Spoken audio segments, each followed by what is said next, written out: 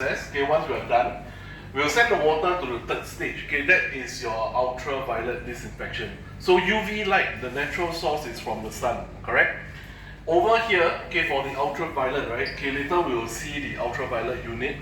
Okay, we will use the rays of the sun 100 times stronger. So what happens is that we will just zap the water with ultraviolet light. Alright, later I'll show you the ultraviolet unit.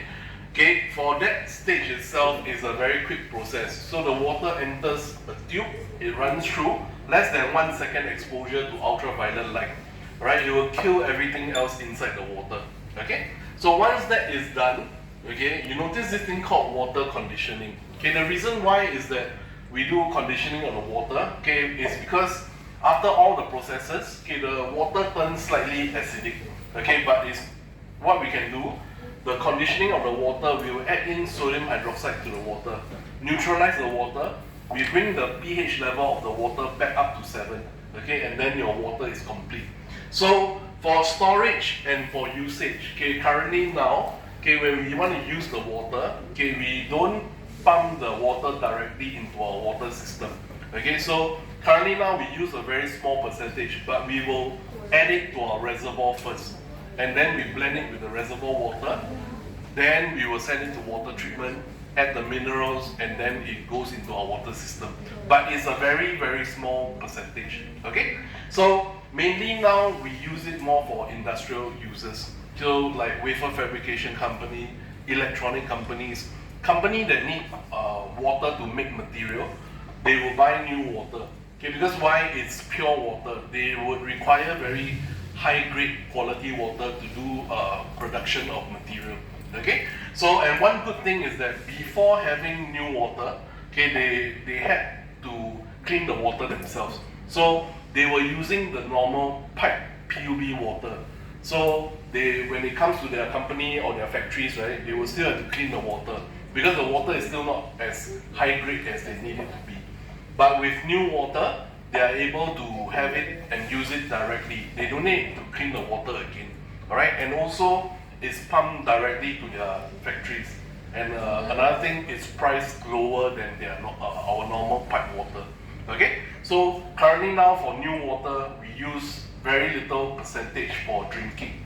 But in the future, we will use more of it. So we are looking at being ready for 30% up to about 50% of our water supply. Okay, so next time in the future, okay, because as you know, with Malaysia, we have a contract with them. Okay, so we need to be self-independent for water. So this water would replace, if Malaysia doesn't sell the water, or we want to be fully independent by ourselves for our water supply. Okay, all right. So 3 steps all complete. Okay, we will walk a little bit forward again. Take a look at the ultraviolet unit, okay, and you realize inside this factory, right, there's like nobody, right, okay, doesn't mean nobody's working, okay, there are people inside here. They are all inside a control room because the whole factory, sometimes they will come out to take water sample, do testing of the water, make sure it's ultra clean. Other than that, they are just watching 1 second exposure to ultraviolet light. Okay, so for the temperature inside here, for the ultraviolet unit, okay, is up to about 800 degrees Celsius. Okay, but if water goes in, okay, at 800, what's your boiling point for water? 100, correct? So if it goes in, it will just evaporate. So we don't want that to happen. What happens is that this ultraviolet, the light tube, okay, there's this protective cover around it. The part that touches the water is only controlled at 60 degrees Celsius.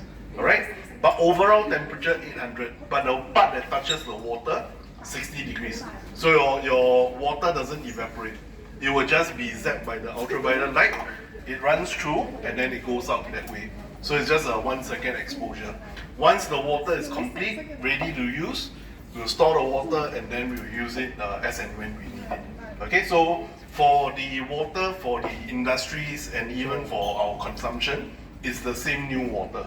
Yeah, there's no new water A or new water B or anything. It's just the same water.